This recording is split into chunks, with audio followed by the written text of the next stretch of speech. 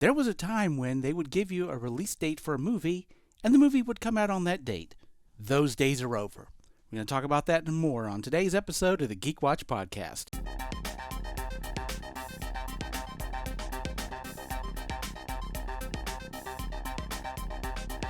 This is the Geek Watch Podcast with Brian Hatcher and Mandy Petrie.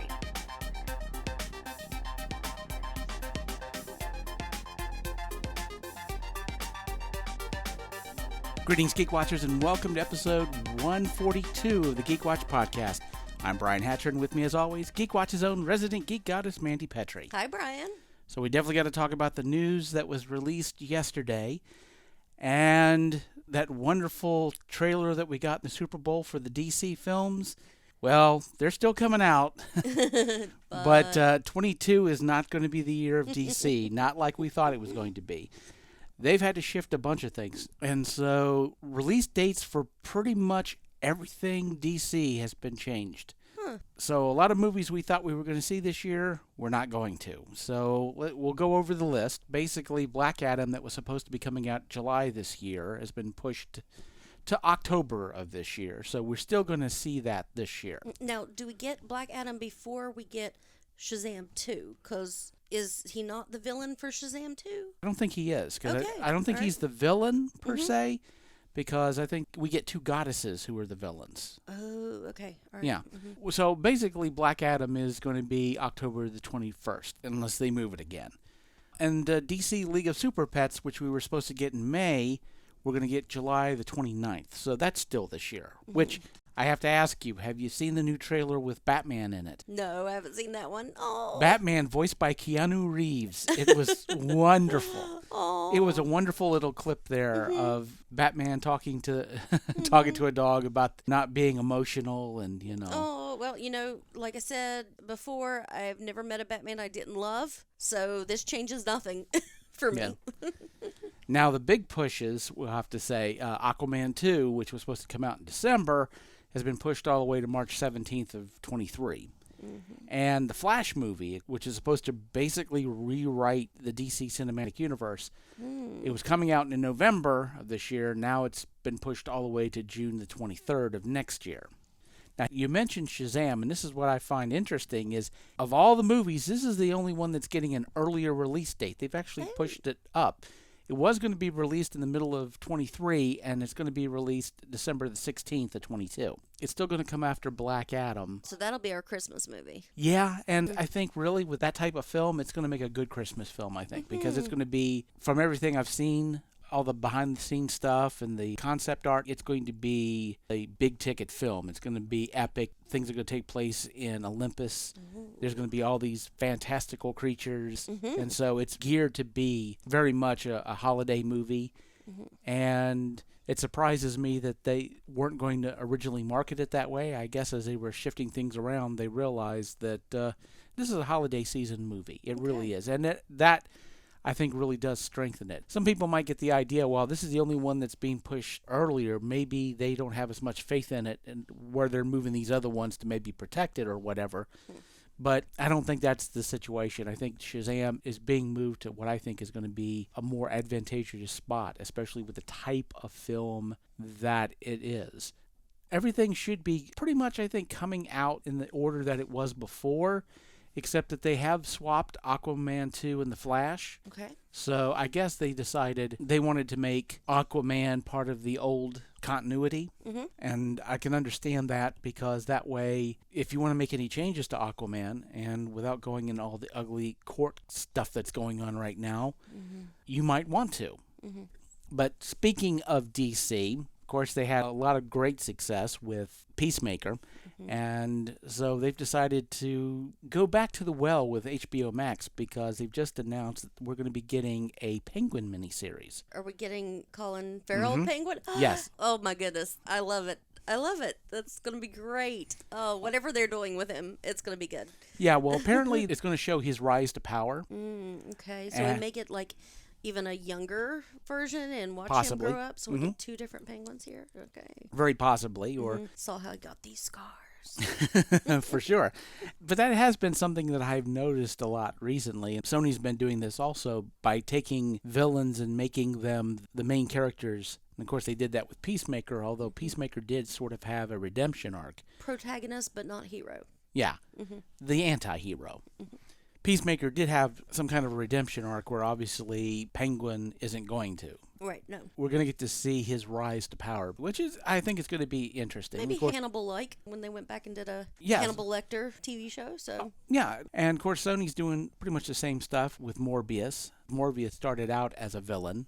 I've been seeing some stuff coming out about the Kraven the Hunter movie. No, I haven't. Nothing. heard Oh, anything okay. about Well, that, well, they haven't released any trailers or any posters yet, but we do have Aaron Taylor Johnson, who was our MCU Quicksilver, who Okay. he's in the new Bullet Train movie as one of the villains, but he's going to be playing Kraven the Hunter, who was a Spider-Man villain. I saw a headline that said, Kraven the Hunter now has its villain, and I'm like, yeah, it's named That's him. Kraven the Hunter, right? So I don't know if they're going to make him an anti-hero also. Now, I'm not going to be that person who is like, well, he's never been an anti-hero in the comics. He's always been a villain. Oh, so many times villains have a much more interesting backstory. They're a much more interesting character than your hero. Well, And the thing about it, too, is that probably one of the most well-known Spider-Man stories in the comics was when Kraven the Hunter drugged Spider-Man and buried him alive and took over as Spider-Man for a little while. And Spider-Man had to literally dig himself out of his own grave to face Kraven. That's so Kill Bill. Yeah, it was... It was crazy. I still remember the comic book cover. You have the tombstone, and you see this. This was back when Spider-Man had his black suit with the white spider on it. You see him pulling himself out of this grave, and it was a very dramatic comic book cover. I'm interested to see what they do with Kraven. We have a lead actor that I feel like he's getting a lot more juicier roles. I mean, I enjoyed him in Kick-Ass. I liked him for a bit of time that we saw him in Age of Ultron. Little step into the MCU. Now, that article that you saw said it's got its villain. Did they say who was cast as the villain, or It wasn't a name I what was character? Yeah, the actor's name wasn't one I was familiar with. Okay. The villain is going to be the Foreigner, which is not a very well-known Spider-Man villain, but we also know that the Chameleon, who's also maybe a little bit more known Spider-Man villain, is going to be in it as well. Okay. Like I said, it sounds like it's going to be very interesting. I'll be very interested to see what kind of plot they put around this because, again, Kraven is traditionally just the bad guy, but he was one of Spider-Man's first bad guys. All right. He went to Africa and he basically hunted big game with his bare hands. He wasn't a Okay. gun hunter. He was, no, if I'm going to take down an elephant or a lion, I want to do it with my bare hands. And he could do it. Okay. But after a while, what's more dangerous than that? Well, I'm going to go to New York and hunt Spider-Man. Oh, it's the most dangerous game. Man. Yes. In this case, a Spider-Man. So, What's more dangerous than man? A Spider-Man. and he was certainly one who could give Spider-Man a run for his money. So that will definitely be interesting. And of course, we did get to see a couple of things that came out. We did get to finally get a trailer for the new Obi-Wan TV show in Disney Plus. I've seen a picture. I haven't seen the trailer. They're really going deep in with the political side because obviously this is right after the Empire has taken over. Of course, you have Luke Skywalker as a kid Oh, in it. that and is awesome. Yeah, I you didn't have that know. moment of Obi-Wan watching him as he's a young boy. He reminds you a lot of Anakin in a real sense because he's wearing the helmet and he's pretending like he's flying. You can see that this has been a theme with Luke Skywalker as a young child and as a young man, this idea of just him wanting to be anywhere but where he was, who wanted adventure. That was really like a part of his life. A lot of shots of the Grand Inquisitor and this hunt for the last remaining Jedi, and so obviously like the pressure is on for Obi-Wan to stay hidden, but also to do what Jedi do, which is aid where they can, and of course this is something that the Empire knows and is planning on taking advantage of. So we can stir up enough trouble, We're gonna Jedi, draw the fire. they will show up and we've got them. And of course Hayden Christensen's coming back as Darth Vader, so... Right. I don't know if we're going to see him without his mask. I would like that. I would like to see him a more gradual, Yeah. progression toward what he became. Oh, yeah. Well, so we may get to see the scarred version of him. Because honestly, if you're not going to do that, you could put anybody in the suit. As long as James Earl Jones is around and you got a tall person. So we've seen that, and we've gotten some new posters, of course, for the new Moon Knight that'll be coming out March 30th. And you can definitely see different personalities of Moon Knight. They're really playing up the multiple personality aspects of the character, which excites the heck out of me. Looks like this is going to be completely They're different. so spooky looking, especially side by side. Oh, looking at yeah. all three of them right side by side with each other. Like if you just saw one, that would be one thing. But looking at them side by side is really, Scary as all get out. The all white, and he But you can still see the runes embroidered onto his gi. I don't even know what you call that. I don't think you'd call that a gi. I'm not even sure what you'd call his uniform. His robes, and a lot of them are very much reminiscent of mummy wrappings, and they really played that up in the show, which we've got like mummy and ninja amalgamation, maybe is a good word. Yeah, conglomeration. Well, that's very much Moon Knight, the mummy ninja. The mummy ninja. That's actually a very good description to be on.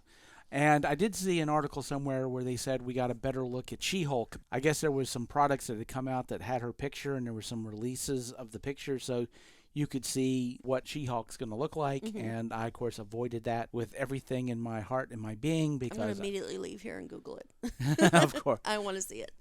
I did want to mention, since we're talking about TV and movies, they did announce that Rob Zombie's Monsters movie that's coming out, it's getting a PG rating, and people were a little bit shocked by that. They're like, Rob Zombie's doing a PG movie? And it's like, but it's the Monsters, It though. is. That was primetime TV, and...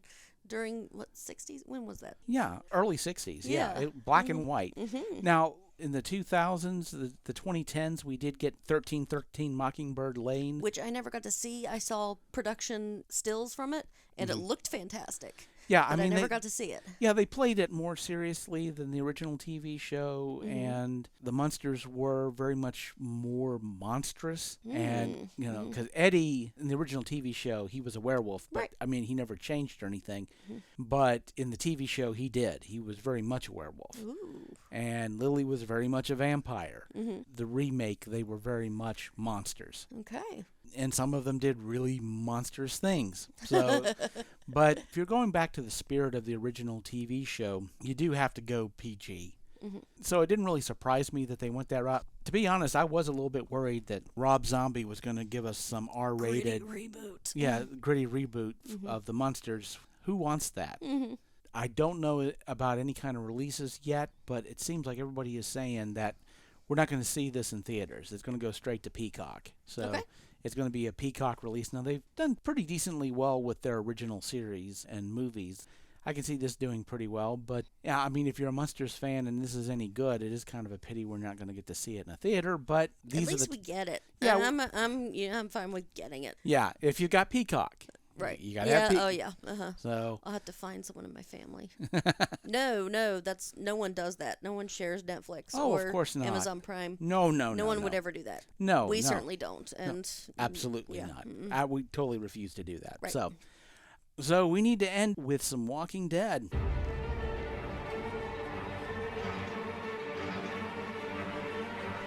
And before we start talking about the show, we're going to have to talk spinoffs. Right?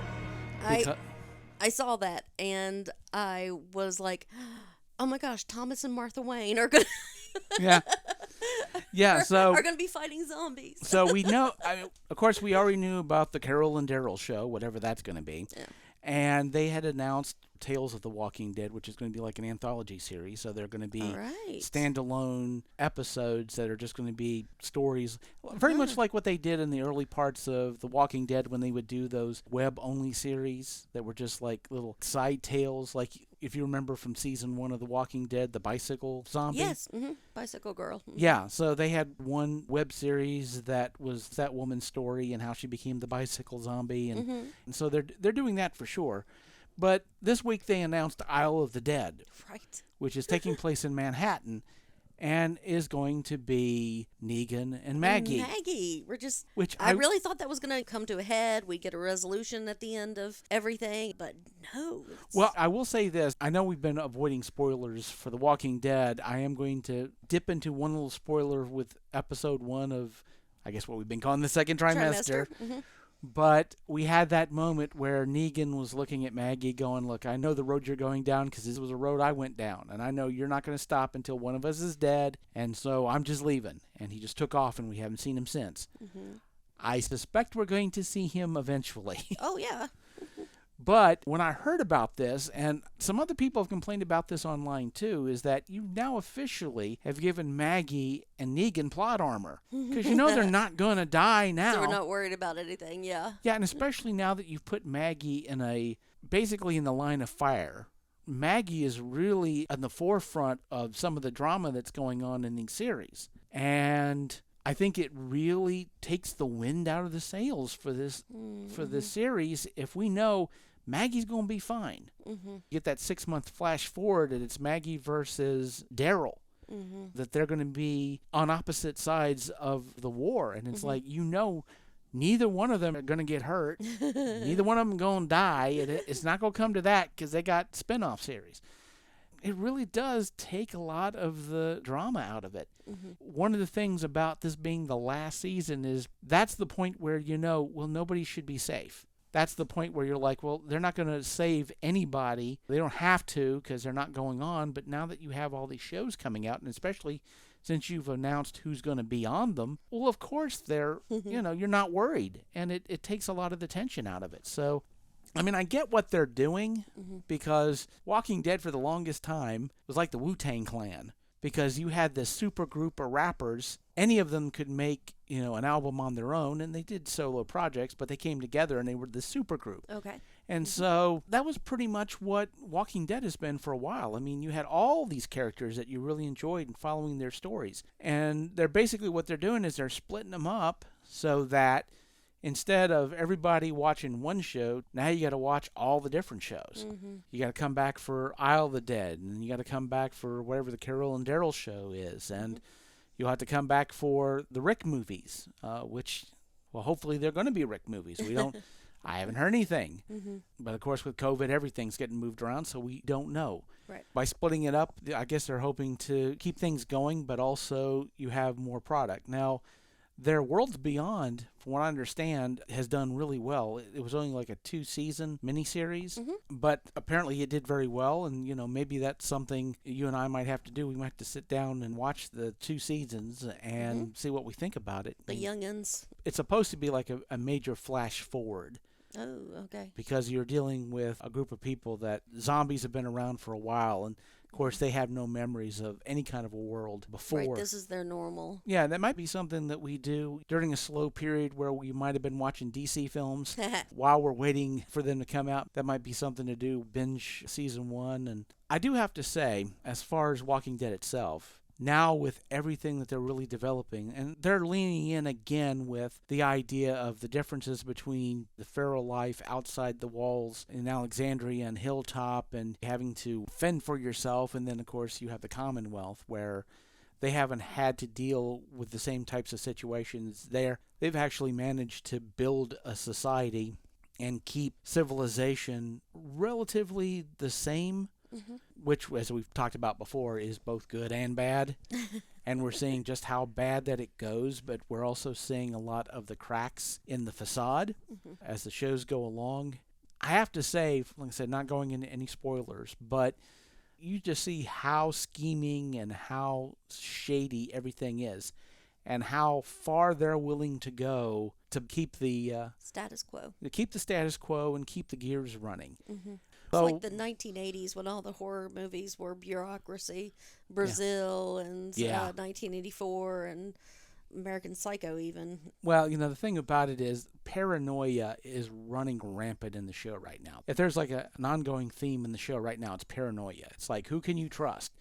And the answer tends to be not a lot of people. So that all being said, it just seems to me watching these episodes, it does feel like it's winding down. It feels to me very much like this is a show that knows that it's ending, and it feels to me very much like I'm watching a show that this is its last season. I do feel like they're starting to run out of steam to some degree. Maybe part of it is because of COVID. It feels like it's a smaller show. Back in the old days when shows would die, the budget would be the first thing to go. You could see that they weren't spending as much on the episodes. Oh, yeah, Doctor Who. Yeah. I'm talking about, the old school Doctor Orthodox Who. Oh, yeah. Exactly, the Old Testament Doctor Who. And that's a very good example of that, yes. And so because of the way the shows are being shot now, it does feel like it is a smaller version of what it was, and maybe that might have something to do with how I'm feeling about these episodes, and it feels like things are starting to wind down. But as the last of the episodes come out, to borrow from The Matrix, I guess we'll see just how far down the rabbit hole goes. We shall see. And with that said, we come to the end of episode 142. Thank you for listening, and tune in next time for the latest in geek news and views with the Geek Watch podcast. From Mandy Petrie, this is Brian Hatcher, reminding all the Geek Watchers out there, we're all geeky about something. Be proud of yours. See you next time. Thank you for listening to the Geek Watch podcast. If you enjoyed this program, don't forget to like and subscribe on your preferred platform and share this podcast on your social media. For links to all the ways you can listen to the Geek Watch podcast, as well as leave comments and suggestions, visit our website at geekwatch.net. The Geek Watch podcast is a Hanging J production.